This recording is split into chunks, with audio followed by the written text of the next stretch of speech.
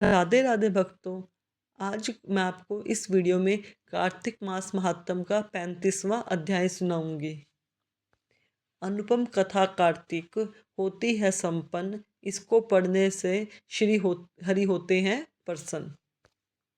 इतनी कथा सुनकर सभी ऋषि सूत जी से बोले, हे सूत जी, अब आप हमें तुलसी विवाह की विधि बताइए। सूत जी बोले, कार्तिक शुक्ला नवमी को द्वापर युग का आरंभ हुआ, अतः यह तिथि दान और उपवास में क्रम पूर्व हव्य व्यापिनी तथा प्राव्यापनी हो तो ग्रह है। इस तिथि को नवमी से एकादशी तक मनुष्य शास्त्रोक्त विधि से तुलसी के विवाह का उत्सव करे तो उसे कन्यादान का फल प्राप्त होता है।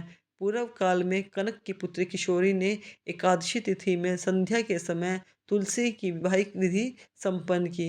इससे वह किशोरी वैधव्य दोष से मुक्त हो गई।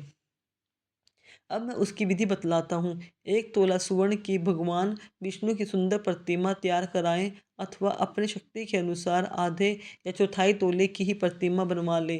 फिर तुलसी और भगवान विष्णु की प्रतिमा में प्राण प्रतिष्ठा करके षोडोपचार से पूजा करें। पहले देश काल का स्मरण कर के गणेश पूजन करें, फिर पुण्य पूया भवाचन कराकर नांदी श्राद्ध करें। तत्पश्चात वेद मंत्रों के उच्चारण और बाजे आदि की ध्वनि के साथ भगवान विष्णु की प्रतिमा को तुलसी जी के निकट लाकर रखें। प्रतिमा को वस्त्रों से आच्छादित करना चाहिए। उस समय भगवान का आह्वान करें, भगवान केशव आइए, देव मैं आपकी पूजा करूँगा, आपकी सेवा मैं तुलसी को समर्पित करूँगा, आप मेरी संपूर्ण मनोरथों को पूर्ण करें। इस प्रकार आह्वान के पश्चात 3 3 बार अर्घ्य पाद्य और विष्टर का उच्चारण करके इन्हें बारी बारी से भगवान को समर्पित करें। फिर आचमनीय पद पर 3 बार उच्चारण करके भगवान को आचमन कराएं। इसके बाद कांसे के बर्तन में दही घी और मधु रखकर उसे कांसे के पात्र से ही ढक दें। भगवान को अर्पण करते हुए इस प्रकार कहे, वासुदेवाय वासुदेवाय आपको नमस्कार है। यह मधुपर्क दूध घी दही घी तथा शहद के मिश्रण को मधुपर्क कहते हैं, ग्रहण कीजिए।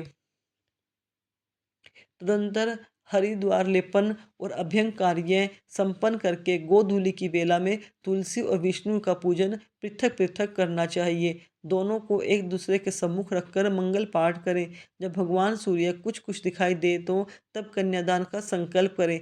अपने गोत्र और प्रवर का उच्चारण करके आदि की 3 पीढ़ियों का भी आवर्तन करें। तत्पश्चात भगवान से इस प्रकार कहें, आदि मध्य और अंत से रहित त्रिभुवन प्रतिपालक परमेश्वर, इस तुलसी दल को आप विवाह की विधि से ग्रहण करें।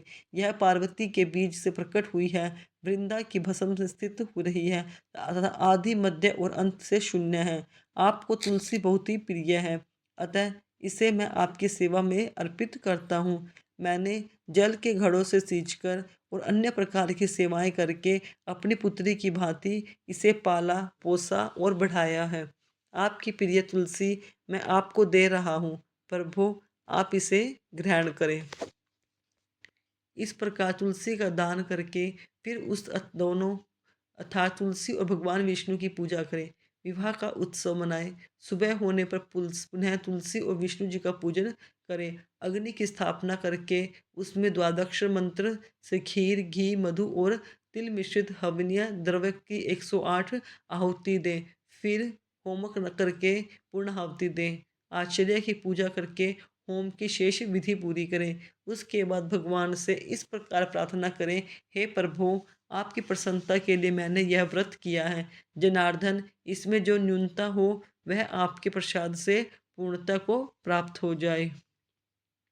यदि द्वादशी में रेवती का चौथा चरण बीत रहा हो तो उस समय पारण न करें। जो उस समय भी पारण करता है वह अपने व्रत को निष्फल कर देता है। भोजन के पश्चात तुलसी के स्वतः गलकर गिरे हुए पत्तों को खाकर मनुष्य सब पापों से मुक्त हो जाता है।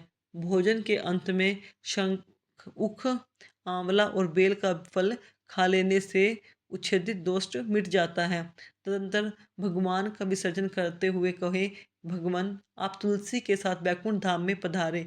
प्रभु मेरे द्वारा की हुई पूजा ग्रहण करके आप सदैव संतुष्ट करें। इस प्रकार देवेश्वर विष्णु का विसर्जन करके मूर्ति आदि सब सामग्री आचार्य को अर्पण करे। इससे मनुष्य कृतार्थ हो जाता है।